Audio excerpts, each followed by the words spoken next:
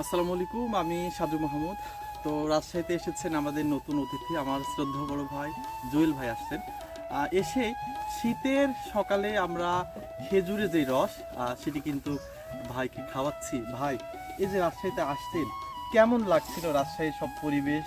আসলে মানুষজন যেমন আপনারা জানেন, অনেকেই বলে রাজশাহীর মানুষরা সহজ সরল সাদা মনের মানুষ।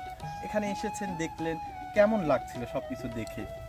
না, আসলেই সাদা মনের মানুষ এবং পরিষ্কার রাজশাহী সিটিটা অনেক ক্লিন লাগছে আমার কাছে। আর খেজুরের রসের প্রশংসা আসলে করে শেষ করা যাবে না। এটা এত সুস্বাদু এবং এত মিষ্টি।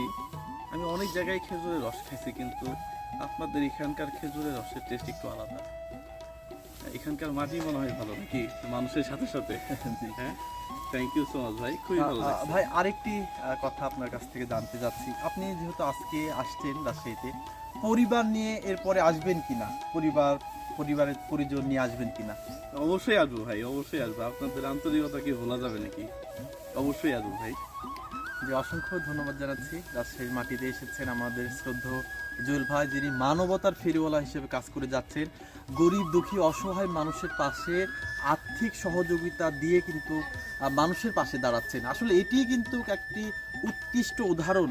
দেখেন, ভাই ভাইয়ের পাশে দাঁড়ায় না, বাবা ছেলের পাশে দাঁড়ায় না, সেখানে জুয়েল ভাই মানবতার ফেরিওয়ালা হিসাবে, যিনি মানুষকে, অসহায় মানুষকে যিনি চিনেন না, তার পাশেও যে কিন্তু আর্থিক সহযোগিতা, চিকিৎসার জন্য কিন্তু নিয়ে যে পাশে দাঁড়াচ্ছেন, এটাই সবচাইতে বড় পাওয়া। এরকম মানবতা প্রতিটা উপজেলায়, প্রতিটা ঘরে ঘরে হোক, প্রতিটা জেলায় হোক। আল্লাহ হাফেজ, আসসালামু আলাইকুম।